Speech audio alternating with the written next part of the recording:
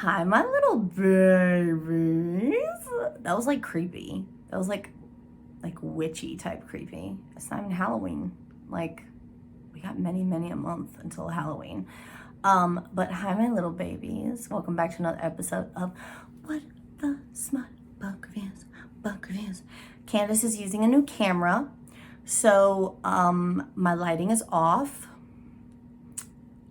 I either could fuck around with it or not record.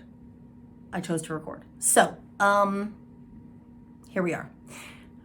Hopefully I'll have it fixed by the next video, and maybe not. We'll see. I don't know. Hi, welcome back to another episode of What the Smut. My name is Candace and I'm your host. Thank you so much for joining me for another episode. I didn't even finish it. Who cares anyway? I really appreciate you guys being here for another episode. In today's video, I'm hype. I am hype because we are going to be reviewing one of my favorite reads of recent memory. And I know what you're thinking. You're thinking, but Candace, you have the memory of like a flea. You can't remember what you ate for breakfast this morning. That's true. You got me, bitch. You got me. However, there is no however because you got me.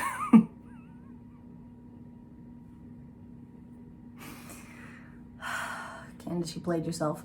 All right. Anyway. In today's video, we're going to be reviewing book 2 in JT Geissinger's Beautifully Cruel series, and this book is called Cruel Paradise. Now, if you'll recall, we recently reviewed a book called Beautifully Cruel, which was Liam Black's story. At the end of said story, we came to the realization that Liam Black is a twin. His twin is named Killian.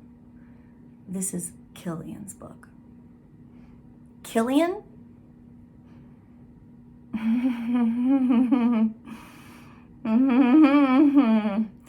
Killian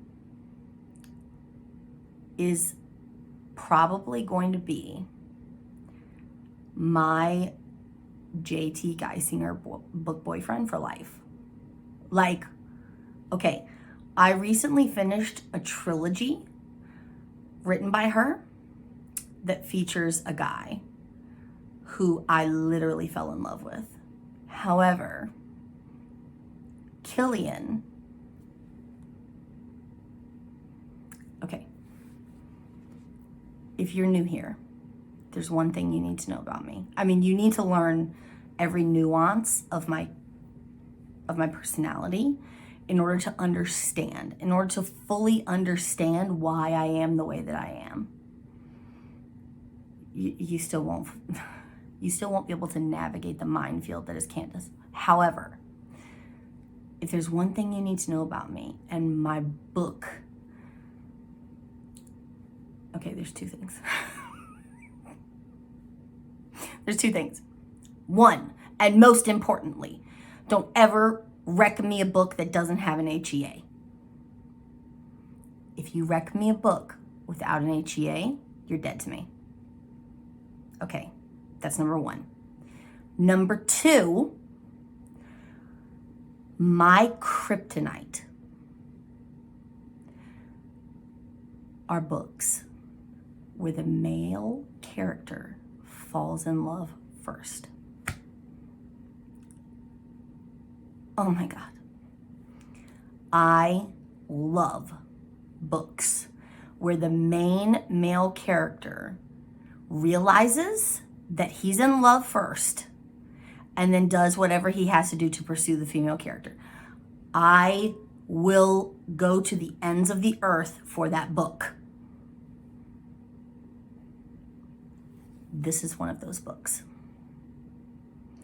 If you're looking for a good He Falls First book, oh my God.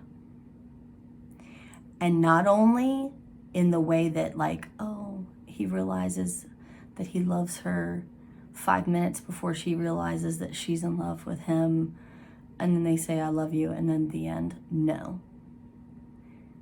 He realizes way before she does. And he's a fucking mess about it. He has no idea what he's doing. Like, the hints of vulnerability in male characters who are written to be 100% alphas.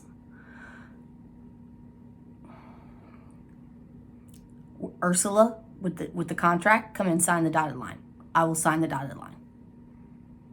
Because that's it for me. I'm done. I'm done. You got me. You got me. Sign me up. So you can see why I'm hype for this review. So let's fucking do this, right? Okay.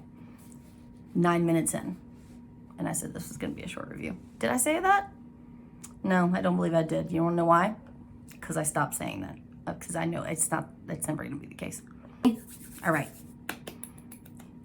So, the deets for the book. This book, as well as the previous book, Beautifully Cruel, are both free to read with KU. If I'm not mistaken, pretty much every single book written by this woman is free to read with Kindle Unlimited. It's a treasure trove. She's hands down one of the best writers that I've read in an age. Okay, and I say that because I'm old as fuck. Okay, in an age. Okay. If you want to purchase this book for your Kindle, you can get it right now for $4.99. Okay, which is still a bargain. All right. If you want the trade paperback that I'm holding right now, price is right. Right? Look how lovely it is. Look at the spine. Wouldn't that spine look good on your shelf? On your bookshelf? Lovely, isn't it? You can get it for $15.99. God, just look at the tattoos on the knuckles. Look how handsome his chin is. You can't see the rest of his face, obviously, but doesn't he have a sexy chin? Of course he does. Let's talk about the audio. All of her Irish Mafia books. So this series, or this, what is it called? Like a duet, since there's 2 books in this little thing. This duet, as well as the next series that she wrote after this, which is her most popular series, I think, her Queens and Monsters series, which has 3 books so far in it. The 4th one is coming out on the 28th of this month of April. All of the audio books for all of those books, the main male characters are voiced by the same voice actor. His name is Troy Duran, and he is a gem. His Irish brogue, yum. Yum. The female narrator from, if I'm not mistaken, there are 2 female narrators. One did this duet, and then there's a separate female narrator that did the Queens and Monsters series, and she voiced all of the female characters for that series. So it's been, for that series, it was pretty much the same people for all of the books. And then for this duet, it was the same people for both books. The first book in this duet, the lead female character had a very strong Southern accent. And the female narrator nailed that down very well. And in the second book, in this book that we're here to review today, she has no hint of an accent. Same narrator, no accent. Very well done. So, but we're going to talk about Troy Duran because Troy Duran. Okay.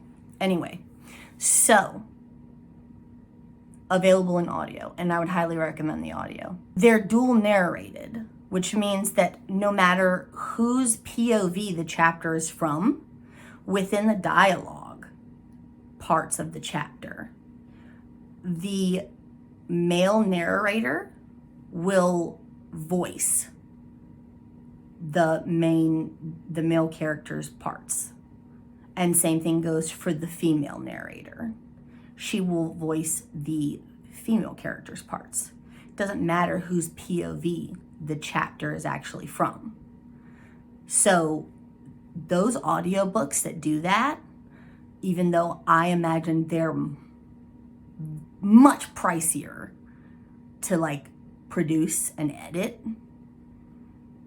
so much better to listen to. JT, please keep doing that. Please don't go back to the old way where the male narrator tries to put on a high-pitched female voice for the dialogue, because it's grating on the ears. Just don't do it, please. Keep doing what you're doing, because we love that. Please. Okay. So, you know I have to do it. If I own the book, I'm gonna do it. So according to Amazon,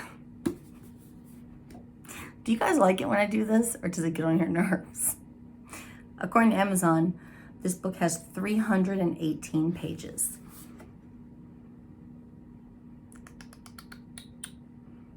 I got 305.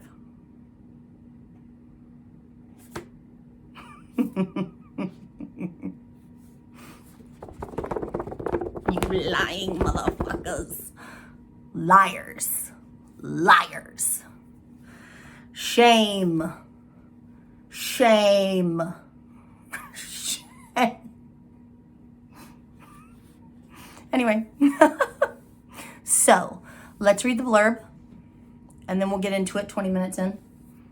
I haven't even started on the fucking plot. Here we go. So, like the other book in this duet, as well as the, oh my God, my spine. The spine is all fucked up on this book. Amazon is literally trying my fucking patience today. They sent me a book. They sent me 3 books in the same bag, unpadded. An unpadded brown craft envelope. 3 books inside, trade paperbacks, no padding. The front cover of one of the trades was completely bent in half. So I got to initiate a return for one of my books. And they just keep doing that. No matter how much you complain, they'll continue to send them out in fucking unpadded envelopes or in a fucking cardboard box with no bubble wrap, so that they're just fucking knocking around in there like this, like the way my brain does inside my skull, because it's this big in a container this big. Fucking idiots. Jeff Bezos, cheap motherfucker.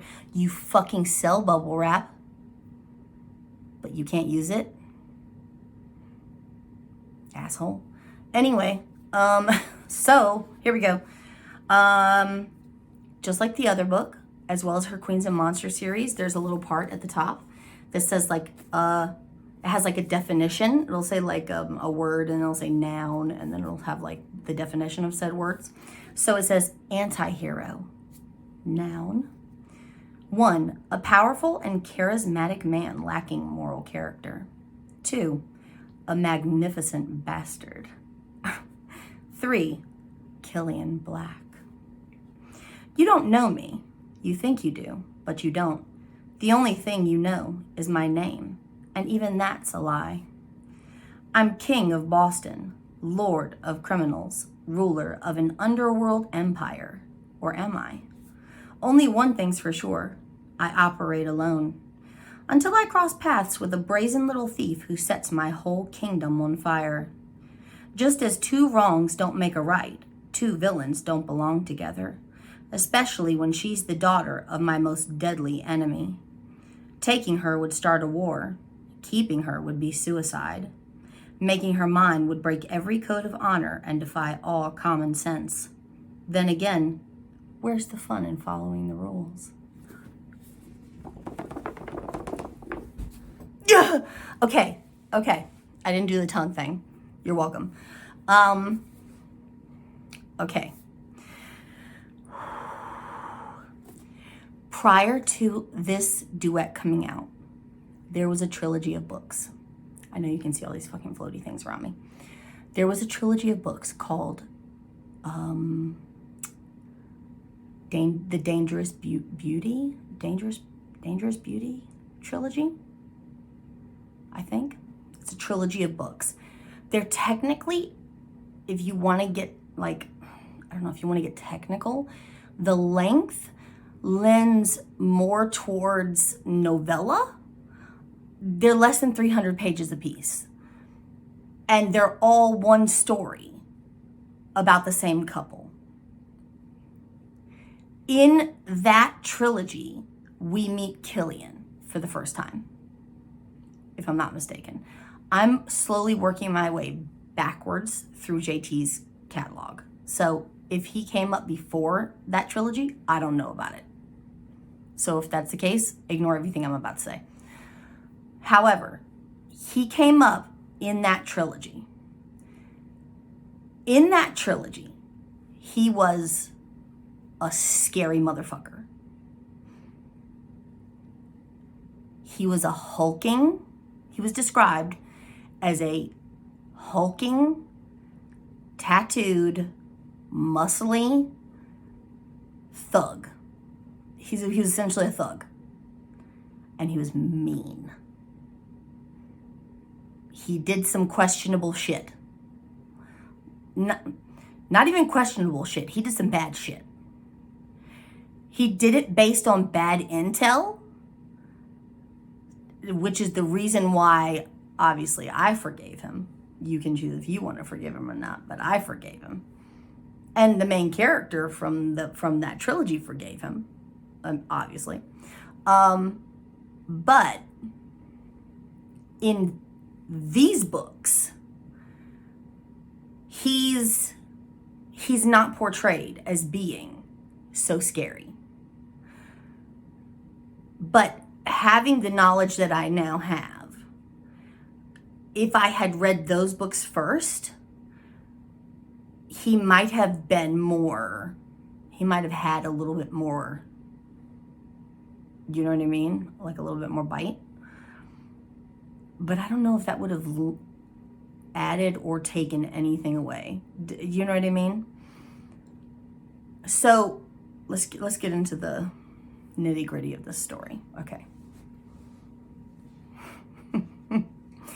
If you've read the first book in this duet, then you'll know that Killian's twin brother, Liam Black, was the lead mob boss, Irish mob boss of Boston. He fell in love with a diner waitress by the name of Truvy. The only way he could get out of his current life in one piece, to be with the love of his life, was if Killian took his place. So he did. For his brother, he came in and Killian is now pretending to be Liam for all intents and purposes. To the outward world, Killian is Liam Black, head of the Irish mob in Boston. Okay? Now, Killian himself is an enigma. Killian is an enigma wrapped up in another enigma inside of another enigma. Killian is a member of what's not known, because they're very secretive, as the 13. It's a ring of spies that work from within prominent government agencies, political parties, crime syndicates, etc., etc. And they work by dismantling said enterprises from the inside out. They're bad, essentially bad men who do good things, but they do it on the low key. Okay? There are obviously 13 members. It's like Ocean's 11, but there's 13 of them.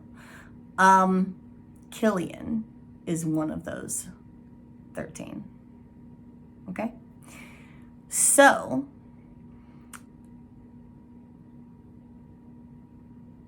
the book opens on the main female character. Her name is Juliet. Everyone calls her Jules.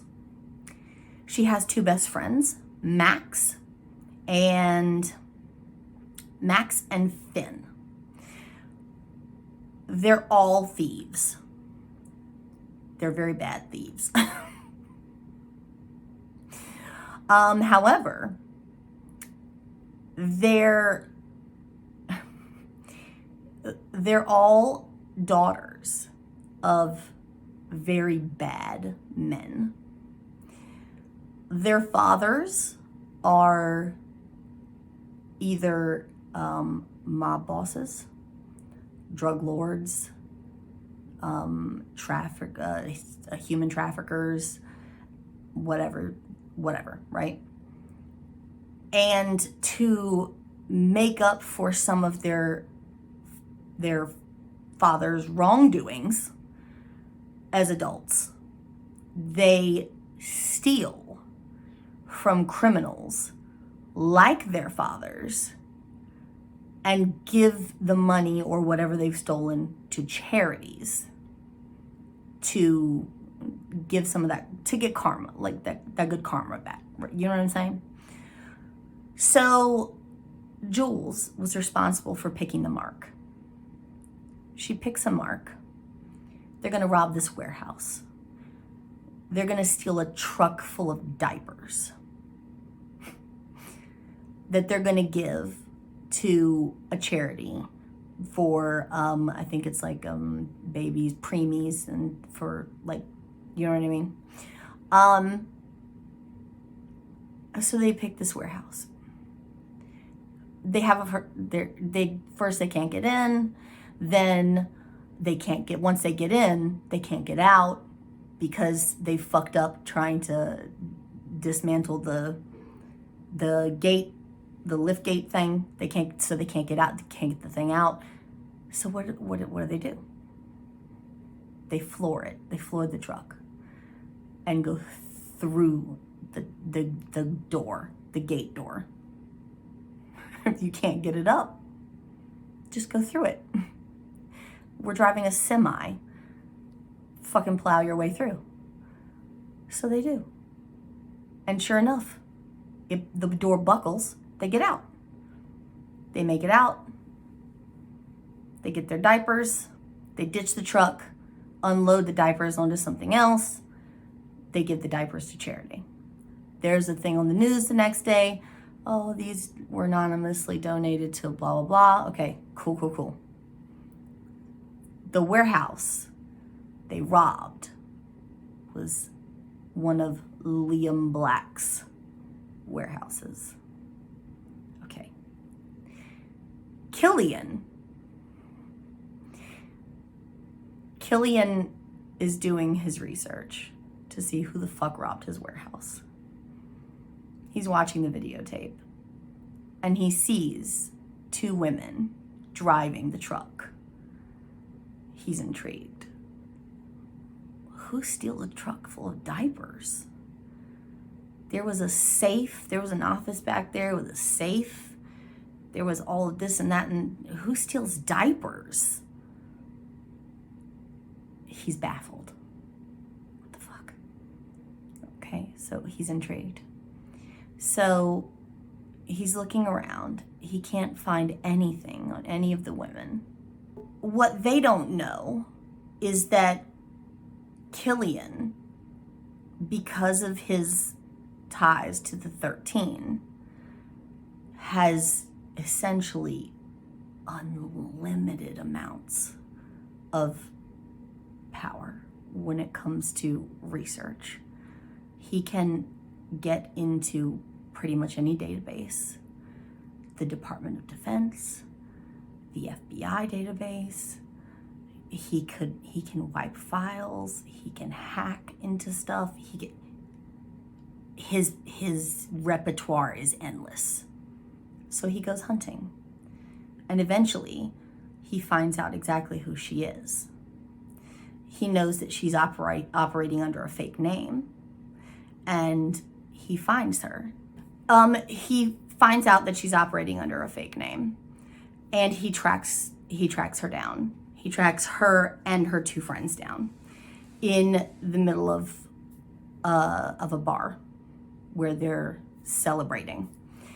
She can't get over the feeling that she's being watched. She turns around and she sees a guy sitting at the end of the bar. She turns around and she's like, oh shit, okay, we gotta go. So they decide to ditch. They run out the back. They all have security measures in place because they're not fools. All three of the girls met while in a boarding school because all three of their fathers were low-life criminals, but with money. So they were all sent off to boarding schools at a young age. And they made friends there. They all had the mutual hatred of their parent. And since then, it's been game over. They had their pact, right? So because they were raised that way, and they were essentially conditioned on what to do if you're on the verge of if you're ever taken, if you're ever kidnapped to be used against me, what do? They were taught these things. It was ingrained in them, right? She's terrified. If she's afraid of anything, it's being kidnapped to be used against her father, who happens to be a big mob boss. In the Italian mafia, he's one of the biggest mob bosses in the Italian mob. So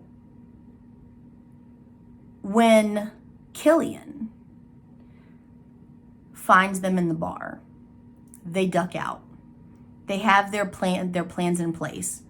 You go to this safe house, you go to this safe house, you lay low, ditch this phone, get a burner, get blood. They have all of those plans in place. We'll contact each other through these channels, yada, yada. So they do that. She gets snatched by Killian. In the midst of that,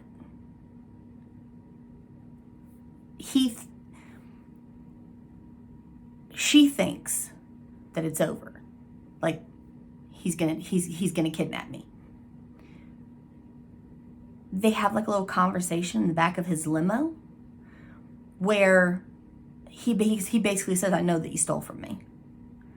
And she's mouthing off to him a little bit. And she essentially kind of accuses him of getting ready to sexually assault her, and he gets pissed off, and he tells her to get out of the car. And she's like, what? And he basically dumps her out of the car on the side of the road because he's so mad that she would accuse him of doing something like that. After he dumps her ass out on the street, she meets back up with Max and Finn. They end up later on at another restaurant/bar where they're having a conversation about what happened. She tells them that she basically accused him of the possibility that he was going to use her as some kind of sex slave or something. And they're like, you insulted him, basically. You should call him and apologize. We don't need him coming after us any more than he already is. You should call him. And the next thing you know, he's calling her. She picks up, and he's basically like, come outside. I want to talk to you. And she's like, oh shit, he's here again. He's outside. So she basically tells them, if you don't hear from me in a certain amount of time, call my father. And they're like, your father? And she's like, yeah, because he's basically the only one who's going to be able to save me from Liam Black. Because she still thinks he's Liam Black, obviously. So she goes out the back door of the bar. And he's out there waiting for her in his big SUV, black SUV or whatever. And she gets in. And while they're driving, they get attacked by a hail of bullets. Obviously, the car is armored. It's an armored car. But they're surrounded by gunfire. She naturally does what she's been trained to do. She ducks down into the floorboard and covers her head up or whatever. They stop. He gets out, tells her not to move, right? And he goes out and starts shooting. She gets out and straps herself up with weapons to protect herself. And then he comes around the corner and he's just like, were you gonna come try and save me? That's so cute. Like, it turns out that the guys that attacked them were Serbians who were not there for him. They were there for her because they know who she is and who her father is. And they were attempting to kidnap her and use her for ransom. So now Killian has no choice. He has to keep her until he can take care of the Serbians. He's killed all of them that are there, but he has to make sure that there are no more that know where she is. So he takes her with him. Eventually he takes her back to her apartment. But he essentially stands guard outside of her apartment himself. Because by this time, he's legit infatuated with her.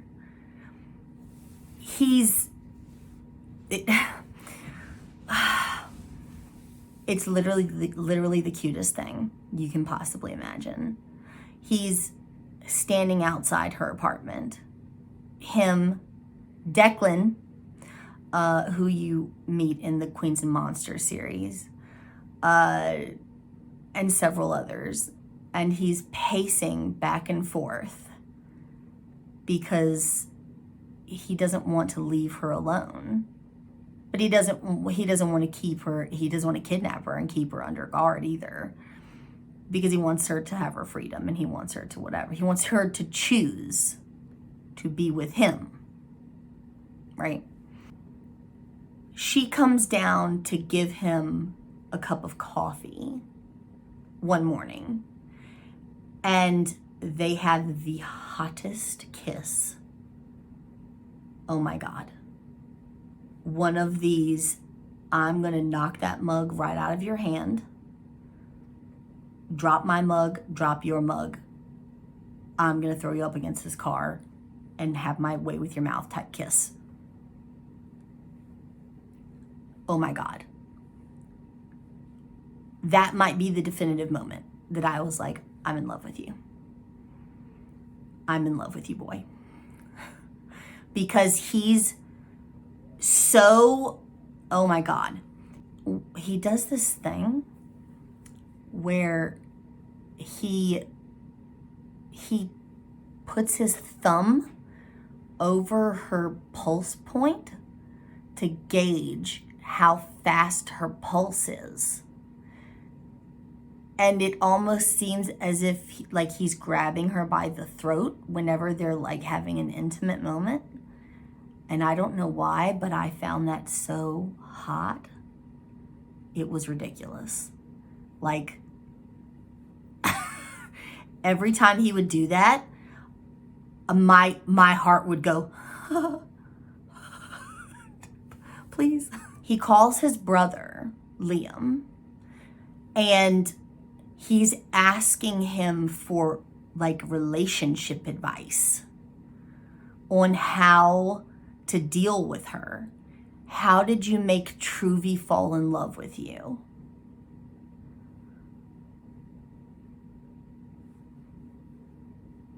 When my heart was just like, this was me. Take it. Take it. It's yours now. Take it.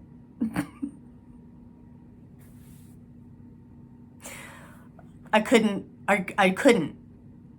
That was it. So she essentially agrees to one night. I'll be with you for one night and one night only. After that, we'll be done.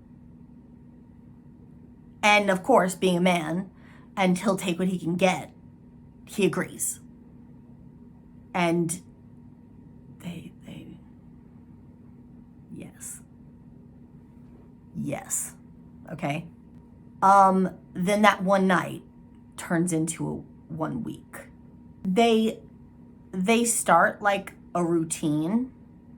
They leave her apartment and they start like a routine of meeting in a restaurant, in like a hotel bar, and they'll meet there in the evenings, and then they'll go up to the hotel and spend the night. And then during the day, she'll go do whatever she needs to do, he'll do whatever he needs to do, and then that evening they'll come back to that restaurant bar in the hotel, and they'll meet there again. And he's constantly like trying out different accents on her and doing all of these other things. He pretends to be Chris Hemsworth.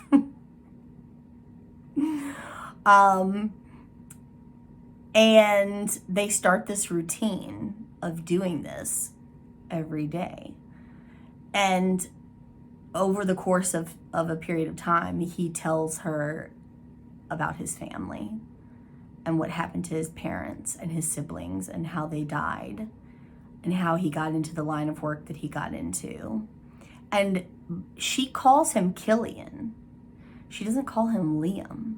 He does that from the jump, like from literally almost the first time they met.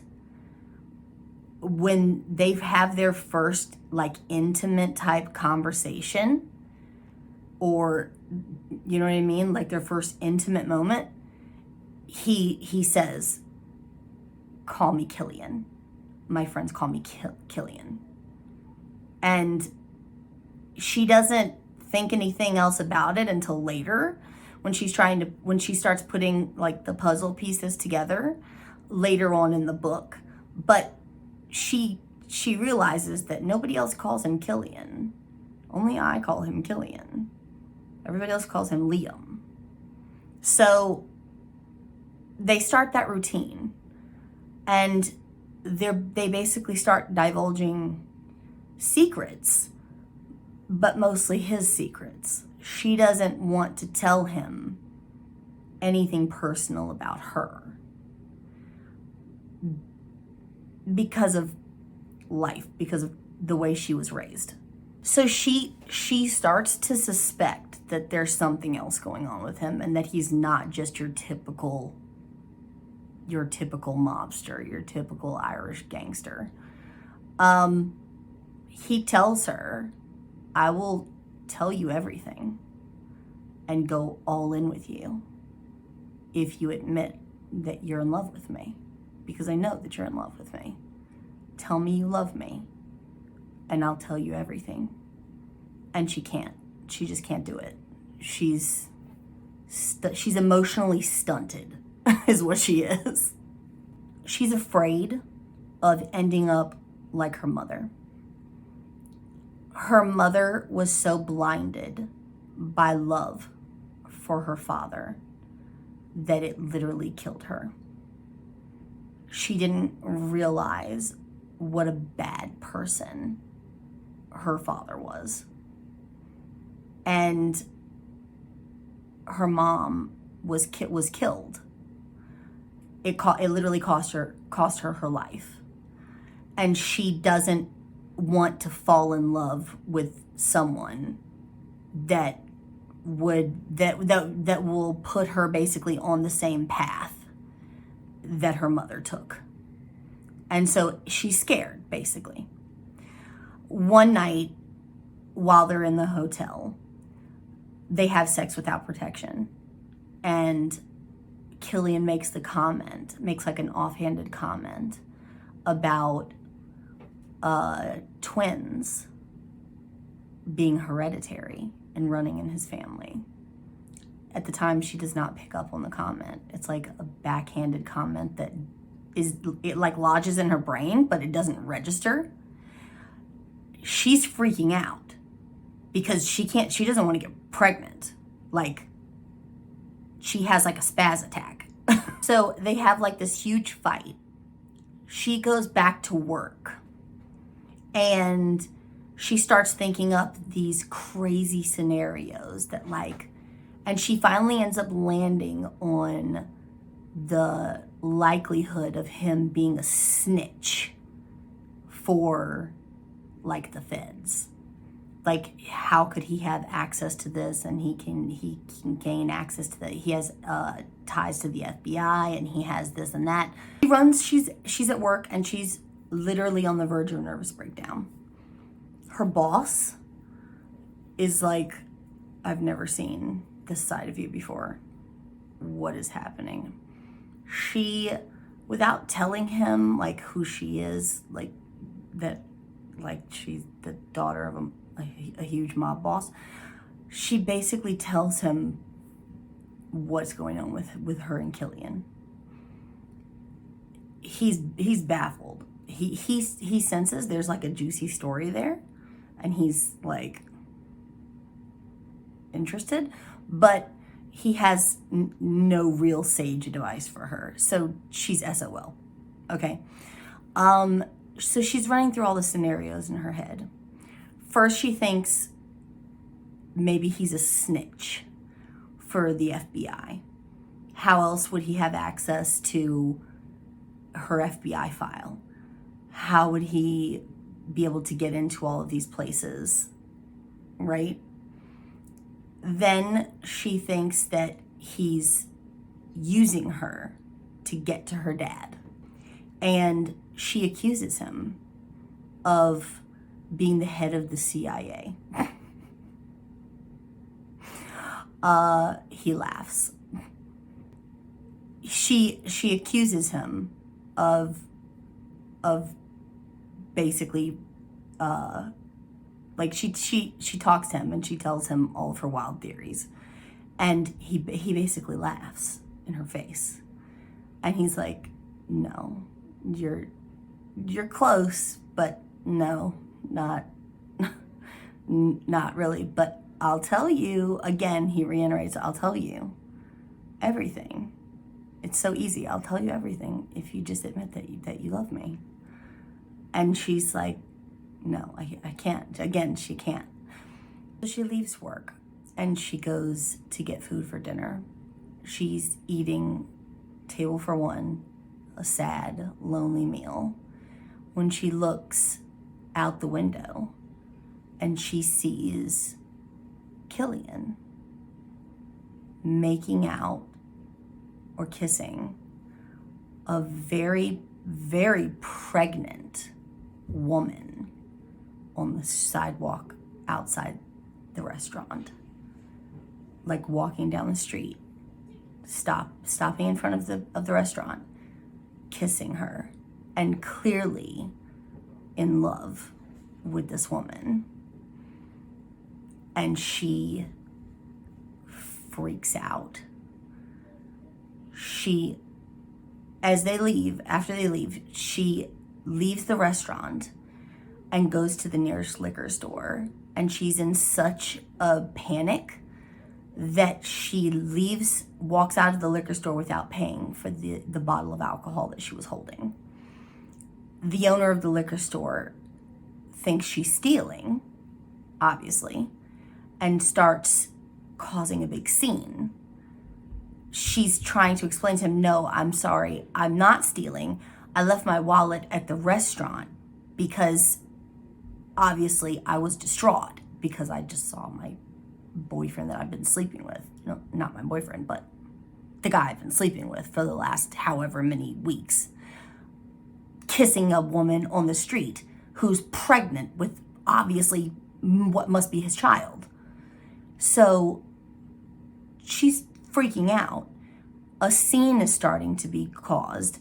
People are pulling out their cell phones, like passerbyers are pulling out their cell phones to record this scene that's happening on the street of this guy who owns the liquor store yelling at her that she's a thief. She's a thief, she's a thief. Reminder, she's hiding from any number of criminals who would gladly want her head on a platter to serve to her father. Hello? So obviously that does not help her panicked situation. Next thing you know, the police are there and she's being arrested for stealing, shoplifting, stealing, whatever you want to call it. So she's getting arrested. Now her name, her fingerprints, everything are in the system. And she's being booked at the precinct. She's literally in the system now. So they take her down to the station and they process her. And she's sitting in an interrogation room. And she knows that this is all a little much for a petty shoplifting charge of what can only be described like a cheap bottle of vodka or whatever, rum, whatever it was. And they're putting on a big show. They must know who she is. So they've put her in an interrogation room with glass, the window, the mirrored glass. And she's sitting there, and in walks the pregnant woman who was making out with her man on the street. And she's like, what the fuck are you doing here? Obviously she doesn't say that. She looks at her like, what the fuck are you doing here? And the woman comes in and sits down and is like, hi, I'm your public defender. I'm here to get you out of jail, blah, blah, blah. And and Jules is like, oh, he's good. Yeah, he's really good. He had me fooled the entire time. Like, he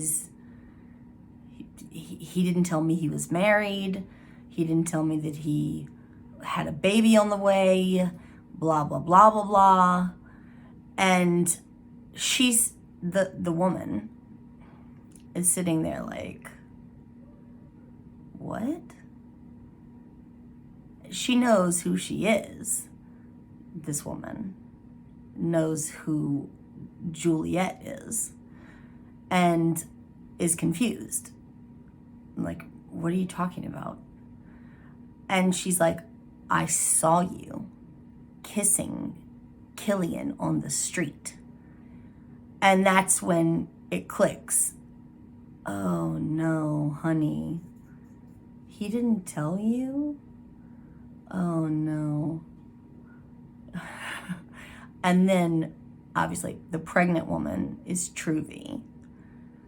Liam and Truvy are in Boston for a visit. And that's who she saw on the street, obviously. And because Killian has not openly told her that he is a twin, she did not know, and she flew off the handle when she saw who she thought was Killian making out with a pregnant woman on the street. So Truvy tells her, no, that's my husband, Liam, who is Killian's twin brother. Next thing you know, she wakes up and she's face to face with some Serbian thug. And her worst nightmare has come true. And she's been kidnapped by Serbian gangsters to be used as ransom against her father. And she has no idea where she is. And she has no way of getting out. They essentially tell her, this lead guy, the honcho, I guess, the head honcho, Serbian dude, basically tells her, if you behave, I won't hurt you. I won't beat you or take your fingers off or whatever the fuck. If you misbehave, then that's another story entirely. He essentially takes her and throws her down a giant hole. Like it puts the lotion on the skin, that type hole, with nothing but like a metal grate on top. And they like occasionally lower food down to her and whatever. And they just leave her there. And they're trying to get in touch with her father, and they can't get in touch with her dad. And the lead guy, the head honcho Serbian, is like, if we can't get in touch with him, you're useless to us. We'll kill you. And she's like, he's on his yacht this time of year. He spends this much time on his yacht out in the middle of, I don't know, the fucking Mediterranean or some shit. And you can contact him there. And he looks at her and he's like, if your intel proves correct, then we'll let you live. If you're lying to me, then you'll die and it'll hurt. Like, we'll make it painful. And she's like, oh, fucking great. Thanks. So they put her back in the hole and she sits there and she waits for her inevitable doom until one day she hears a bunch of gunfire and she sees a shadow looking down into the hole, and she recognizes who that shadow belongs to, and it's her Mans's, Killian, who's come to save her. And he gets her out of the hole, and he literally coddles her through the helicopter ride back to where, I forget if they take a helicopter ride all the way or if they take a helicopter to a plane or whatever. I can't remember that shit. That's inconsequential to our story here. But he does get her back home. Killian calls Liam and has a conversation with him about how he's going to explain to Juliet that he's who he is, that he's not really Liam Black, that he's been pretending to be his brother this whole time, that he's a member of a super secret spy ring called the 13, and how he's yada yada, how he's so unlike her father that she shouldn't be afraid to be in a relationship with him, which he's basically proven throughout the entire book that he's the polar opposite of her dad. And if she hasn't recognized it by now, then bitch, you're blind. Like, he's literally the best gangster on the planet. Like, wake up, bitch. Like, I wanted to, like, smack her. Wake up. He's fucking in love with you. And he's a good man. Like, all you had to do was hear the story of how his parents died, how his family died, and how he went on to become this, like, anyway, I can't rage because I'll rage. Because I just love him so much. Anyway, so he comes up with a plan that he's going to call her father, which he does. He calls her father. And automatically the father thinks that he's calling to tell him that, hey, I've kidnapped your daughter and I want this, that, and the third in exchange for her. No. Well, her father starts, like, cursing up a storm, assuming that's the case. But Killian's like, no, that's not what I want. I want to meet with you. I want a meeting. Keep in mind, her father still thinks this is Liam talking. Liam, who's his, like, number one enemy. Okay. I want to meet with you because I'm in love with your daughter. And I want to ask for your permission to ask for her hand in marriage. And her father is like radio silent. What? What? So they have the meeting. So he goes to him and he basically, instead of asking for her hand in marriage, he just tells him outright, she's gonna be my wife. But he says, you have two choices. You can either go to prison for all the bad shit you've done, or you can step down as capo and you can retire. Her father responds with, the only way that I'm going to step down is if I get to kill you, is if I get to shoot you. And Killian basically says, it's actually not a bad idea, on paper at least. And after some more negotiation, they basically decide that the only real way to make it work and seem believable is for both of them to basically fake their deaths and kill each other. So essentially, the book ends with Killian promising her father that he can have some type of, not like a relationship with her, but like that he'll get the occasional picture of their children when they have kids, in exchange for stepping down and faking his death. In exchange, Killian also fakes his death. And so Liam Black is now dead, and possibly going to go live with the real Liam Black and Truvy in, where the fuck is it?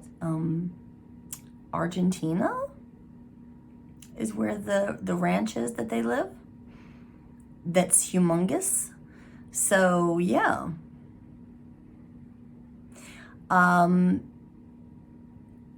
So he proposes to her, obviously. They're gonna get married.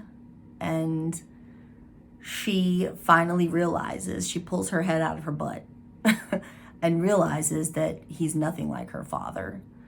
And he is a good man. And he tells her everything about the fact that he's a member of the 13 and who he really is, and that obviously that he's Killian Black and not Liam Black, and yada yada. So, the end. Dear God, 5 hours later. How did I manage to turn that into a 4-hour?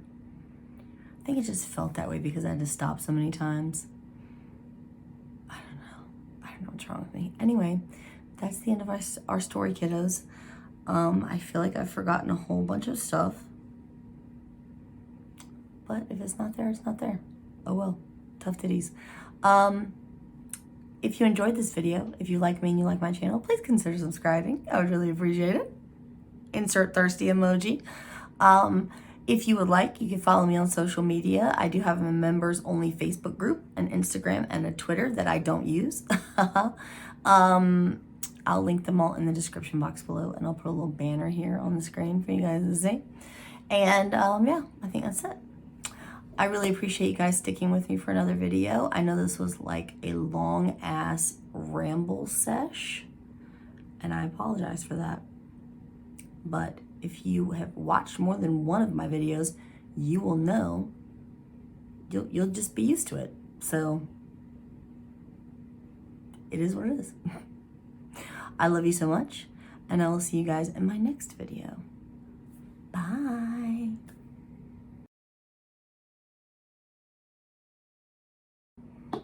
Okay. I know what you're thinking. I know what you're thinking. You're thinking, Candace, you look different. Something's off about you. Yes, and you're right. Something is off about me. Everything. Something's wrong with the picture quality of this. You're right. There is. I'm using a different camera. And so something's going on. And I look like Casper's friendly sister, okay? I don't know. I'll fuck with it later, but for now, it was either mess around with the settings and not record anything, or record the way that we're looking right now. So this is what we're gonna do. All right, so we're just gonna have to deal with it for right now. Cool? Cool. Okay, so hi babies, how are you? How are you? How are you doing? Me? I'm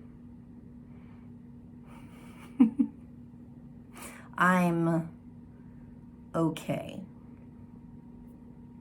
I'm okay. Let's do our intro, shall we? Yeah, let's do that. It's probably a good idea. If my phone would stop buzzing, that'd be a good idea. You know what we're gonna do? Let's go away from me, please. God, Instagram, please. Okay, so here's what we're gonna do. We're gonna do our intro, and then we're gonna get into it because I'm excited for this one. This was one of my favorites. I'm so excited. Okay. My lipstick looks like shit, but as long as it's not on my teeth, as long as it's not on my fucking teeth, we'll be fine. Just to make sure. Okay, let's do our intro, shall we? I feel like my hair is like itching me. Okay.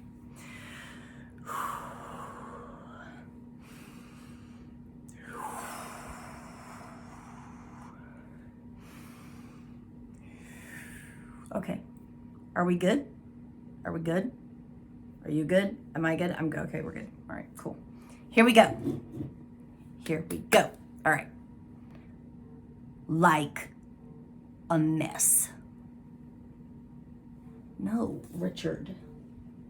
No.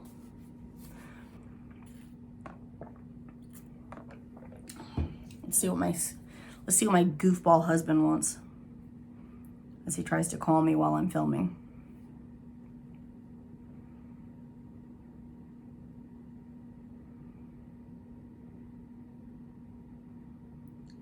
What do you want, sir?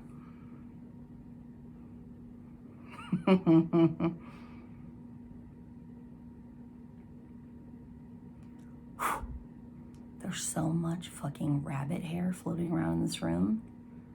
Like, it's no wonder that my allergies are off the charts. I know.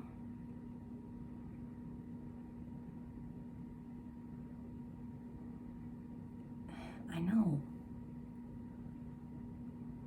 I know.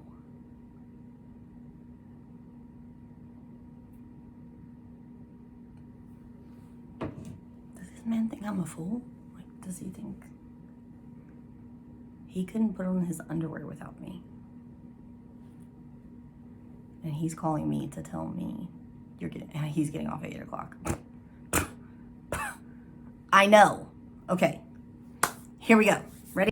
The female narrators, I think, change from book to book. However, no, that's a lie. No, that's a lie. The male character, the male narrator actually voices the male. Fucking. Oh my God, I'm gonna kill this rabbit.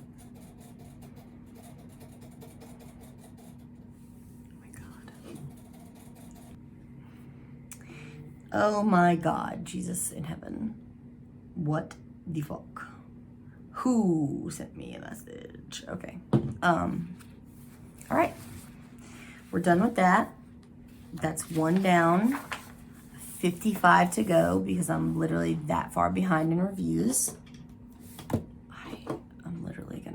I'm losing it. I love you guys, and I'll see you later. I gotta go feed my kid. And myself, because I'm starving, and it's like past dinner time. It's like, oh my God, it's like 10 p.m. I have to go. Okay, I love you. Oh, because he's gonna get more water now, so I gotta go anyway.